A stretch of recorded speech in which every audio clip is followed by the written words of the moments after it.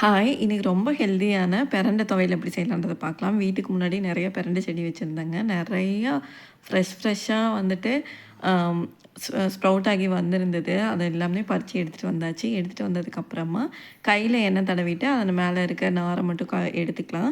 எடுத்ததுக்கப்புறமா oil சேர்த்துட்டு ஒரு கை அளவுக்கு உளுந்தம்பருப்பு இதுக்கு எவ்வளோக்கு எவ்வளோ உளுந்தம்பருப்பு சேர்க்குறோமோ அந்த அளவுக்கு ரொம்ப நல்லாயிருக்கும். கூடவே வரமிளகா நான் 2 வரமிளகா ஃபுல்லாவே சேர்த்துக்கிறேங்க. சேர்த்துட்டு இத தனியா கொட்டி வச்சுக்கலாம்.